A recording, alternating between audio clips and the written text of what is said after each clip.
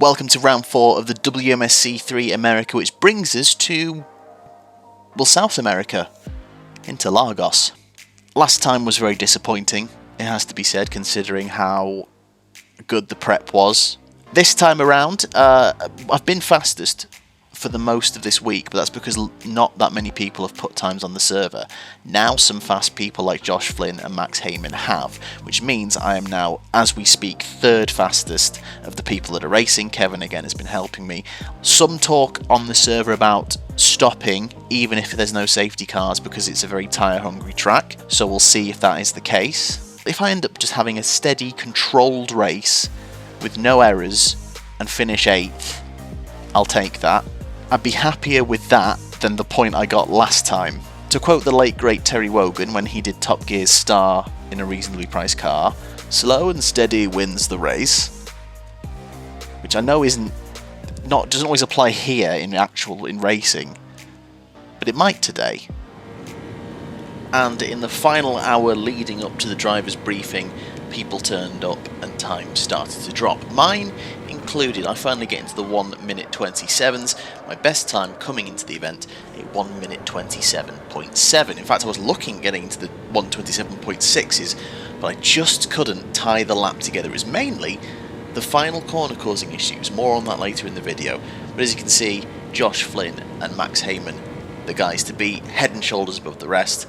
Still in the top 5, obviously Kevin not racing, so could still do well today.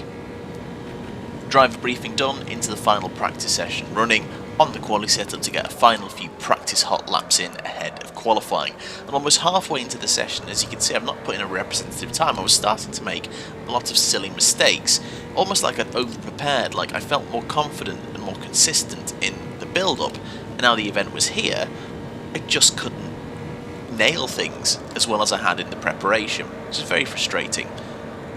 As I mentioned in the build-up, this track full of the sort of slow mid-speed corners where I've been prone to making some unforced errors previously. This middle sector, especially in the build-up, I was taking those corners in first gear, but actually Kevin coached me into taking them in second, carried a bit more speed through. This one as well, despite the slightly awkward entry to that corner, I was starting to feel more confident on those types of corners. Then here comes the final corner, and as you can see I hit the rev limiter there, and that was starting to put me off and really affect my entry angle into the corner. And I'm up now because my previous laps in this session I'd basically spun out there, but I knew in the build-up I'd been more consistent and quicker, and at the minute I just wasn't comfortable through that final corner. It was all going a little bit sideways despite good preparation. 1 minute 28.2, frustrating considering I was hunting down a 27.6 in the build-up. However, as much as I pushed, the silly mistakes persisted. Hell. Are you nervous?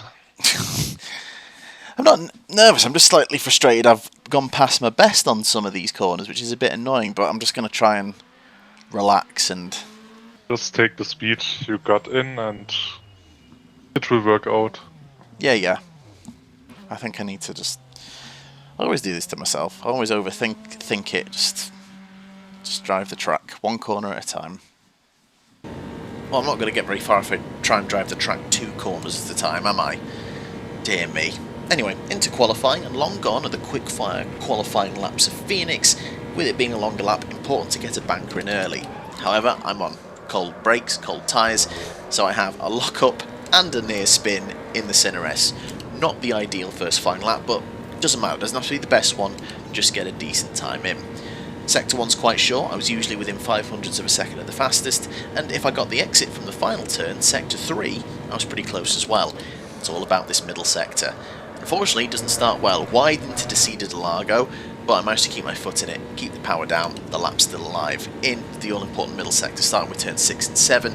Because of the nature of this corner, it does mean that you get quite a lot of even wear of the tyres, even though you're going obviously anti-clockwise around the track, you get even wear on both sides of the tyres, which is why people were considering stopping in the build-up to this race, because they think the tyres will just be gone by the end of it. Slightly missed my apex going into turn 10, but managed again to keep in it, just gradually onto the throttle, and towards the all-important, well, I'm calling it the final corner, it's the final one that, you know, you don't take flat out, turn 12, Junção. And again, a little bit apprehensive, but at least I'm through. And then it just feels like such a long run in these cars up to the start-finish straight. You're just kind of watching the time. It's even worse when you can see if you're faster or slower. But we head towards the line, and at the very least, we're back in the 127, so 127.9. So immediately, with the car warmed up a bit and myself warmed up a bit, I'm going to go straight in for hopefully another flying lap, and already attacking the centre S a little bit better this time around. On the approach to turn 10, still up by about 0.2 of a second. This time, hit the apex a lot better. A little bit trigger happy on the throttle, but I managed to temper it. We're still up. Almost 0.3, nearly 4, coming into Junção. On the rev limiter, brake, but a shallow entry, and then I try and power out of it. And I watch the time just slip away. God damn it, that was 0.2 up, and it was the final corner again. Okay, it's alright. Just over half the session gone. Another lap, up by almost 0.2 this time, into Junção. And again, the entry's slightly better, but then I'm too cautious on exit. And this is what I mean about the painful run from Junção down to the start-finish straight, just watching the time frustratingly and slowly tick away, and then also give me false hope by flashing green again for a millisecond. Okay. With less than 30 seconds to go, this would be my final flying lap. Unfortunately, I was up, heading towards the end of Sector 1.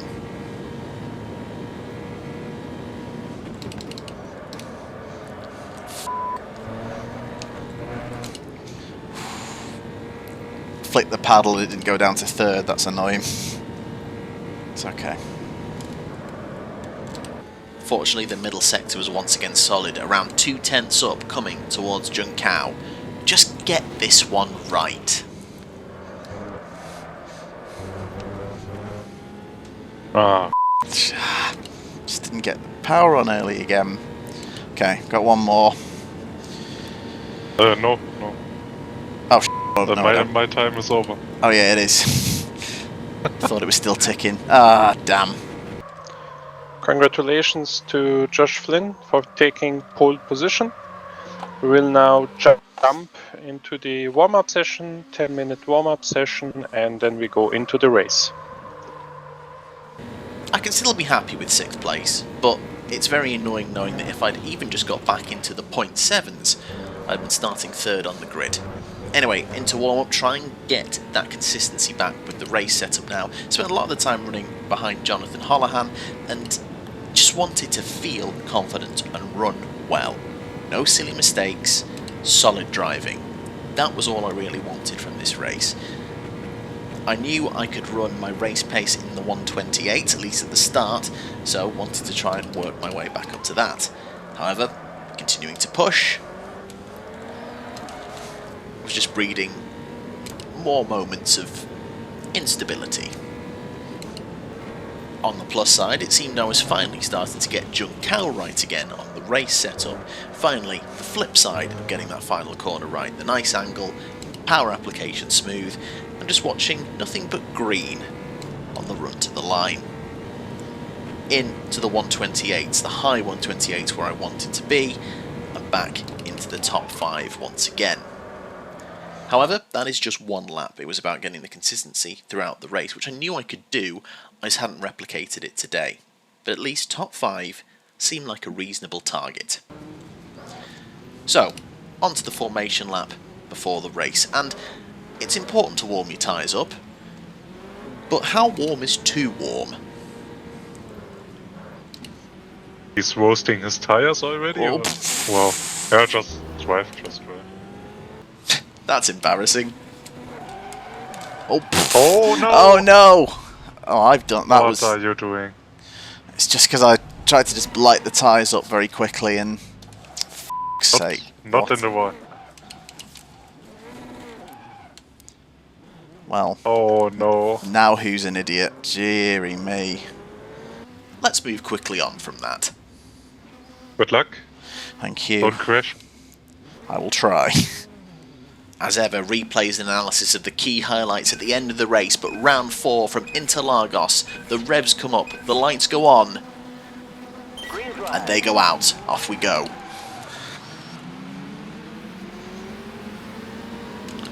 All those practices where I was getting no wheel spin. Bizarre. Oh, nice.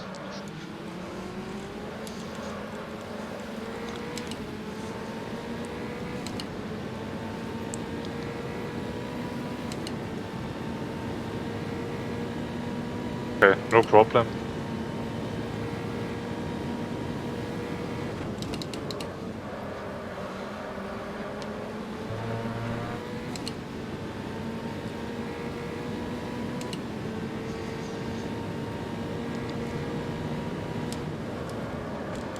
Wow, the dirty air is awful. Forgot about that.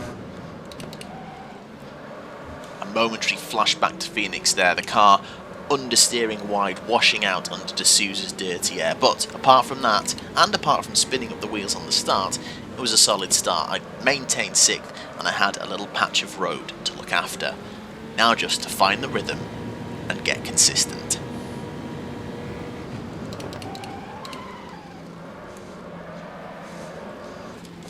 On your left, all clear. The caution flag is out. Yeah. That's the first one. The virtues of just having an unremarkable start, just keep your nose clean and get on with it. And now with the tyres and brakes more up to temperature, I can attack the course a little bit more, try and get clear of Lewis Hamilton and stay on the back of Chapman. And end of the next lap, I noted I was only doing 1 minute 29.5s. I knew I could get into the 28s. Fortunately, Kevin came in at just the right time to give me a little bit of good news.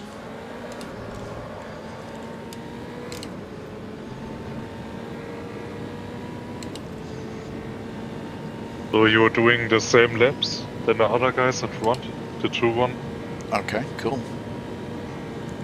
And from there it was an uncharacteristically calm start to the race. Coming up to start lap 6, I was now lapping consistently in the 128.9s, just where I wanted to be, and there was a bit of clear air in front and behind me. However, I did need to be mindful that it was no longer Lewis Hamilton behind me, but a seemingly charging Santi Gutierrez. However, there was still over 4 seconds between us, so it wasn't a going concern at this point.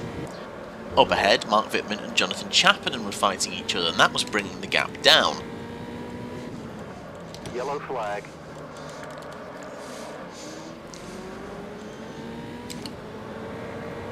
So far, so good.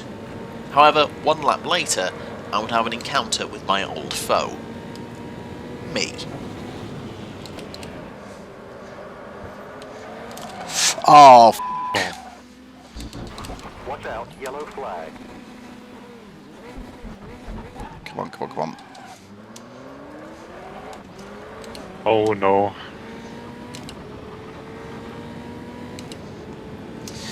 I was just thinking, after 10 minutes, put the traction control on, and... Oh well. Right, okay. Still going. Let's keep going. And no time to dwell on it as Lewis Hamilton straight up the inside into turn 1, but goes deep into the centre S, so I go for the switch back and we go side by side on the exit, leave each other space. However, yes, I'm ahead into the Retroposta, but Lewis Hamilton's going to get in the slipstream. I move off the racing line initially, then look to move back onto Sweet Pond, but I move over a little bit too early, leave the door a little bit too open. Lewis Hamilton brakes later. All clear. Nice move, well played Lucas. However, not over yet. I'm still right on his tail, and I can work out over a few laps maybe where he's quicker and slower and look to make a move back. I'm only 1 place down on where I started. The race is not a lost cause yet. I can still get a solid result from here. Just need to get it out of my mind, get back in the rhythm, and then maybe I can take Lucas back.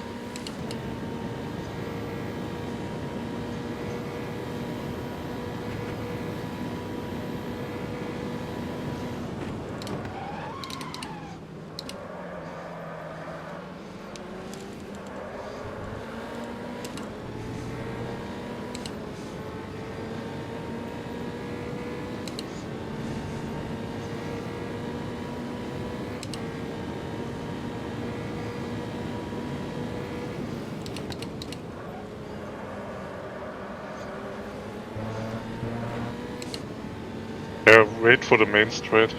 And then good exit, last corner. Okay. However, as we know, good exit last corner is something I've not been the most consistent at getting, and at the minute being 4 or 5 tenths back just isn't close enough to make a move into turn 1. Oh, whoa, why have I gone round then? For f***'s sake.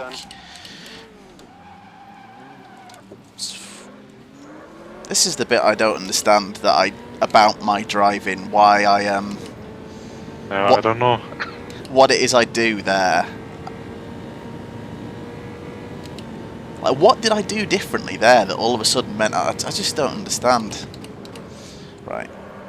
Okay, let's try and catch this guy. So, back down to 8th in the last points paying position, but at least 10 seconds back to D'Souza, so I wasn't under pressure. I could still try and look forward. Basically, same drill again, except instead of Lucas Hamilton, it's Jonathan Holohan. My confidence had really taken a battering at this point, but it's fair to say Kevin was really good at kind of just, keeping me focused, giving me the information, and just willing me forward. Didn't give me time to dwell on it, and it seemed like I was closing up to Jonathan in the corners.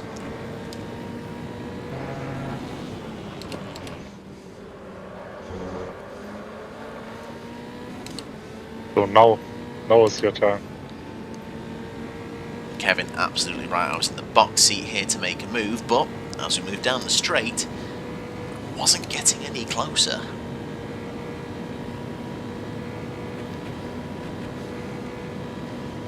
Yellow flag.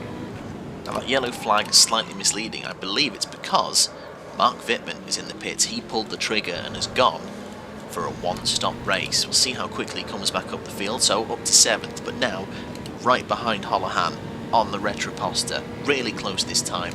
An overtaking opportunity, surely. Watch your left. Clear left.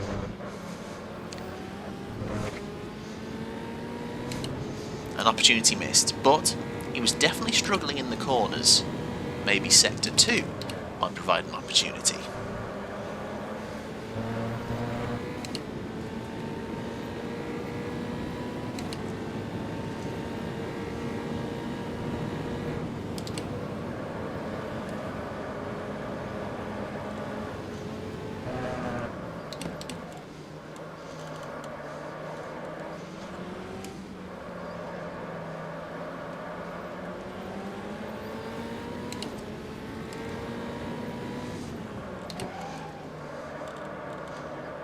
Hamilton spun.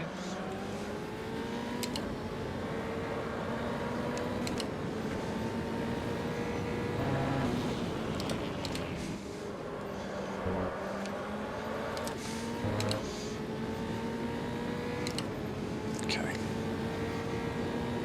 So only you and Holland now. Okay, I'm just going to be patient. Not do anything Yeah, Wittmann is 15 seconds behind with 2 cars separated. So, back up to where I'd started, but still frustratingly behind Holohan. I knew, or at least I felt like, I could be quicker. And then Kevin provided some insight as to why I might be struggling.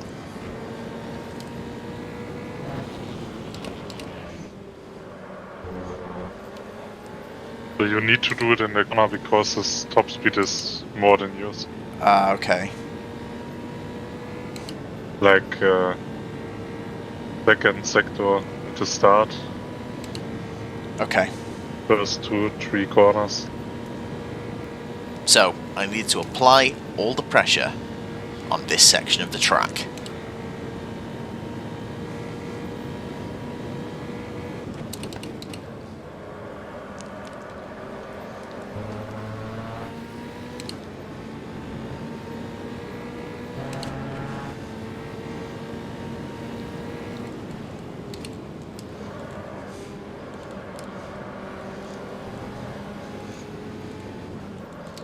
Car right.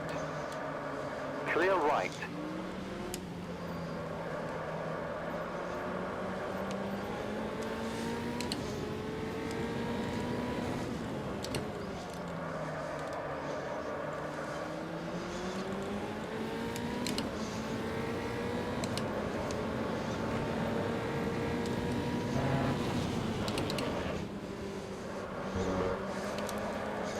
far left. Okay. All clear. Good job. Watch out. The yellow pressure was flag. enough. Yeah, now just keep your times, because Mark is really fast. At least there's another car between him and me at the minute to...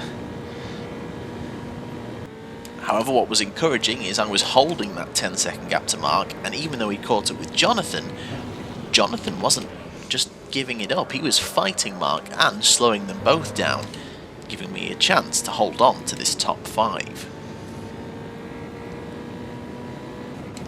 Massive respect for him fighting Whitman on those tyres. And as the clock struck 0 and I came round to started my final lap, Holohan and Whitman were still fighting the gap up to 17 seconds. I was in the clear. Interestingly, the gap up ahead to Santi kind of hovered around the 20-second mark. It seemed like my pace in this last phase of the race wasn't too bad at all. It's just a shame about some of the mistakes earlier. But round Junkao for the final time, and I would finish one place ahead from where I started. Shame about the spins, but quite happy with the performance. Well, P5 is okay. Yeah, not bad. Even Congratulations to Josh Flynn for taking the race win. If you have some time, please join the briefing channel for our chat. even without the spin, 21 seconds in front would be hard to catch them. Yeah, I feel like, yeah, even without them, I'm probably at the best I was able to today.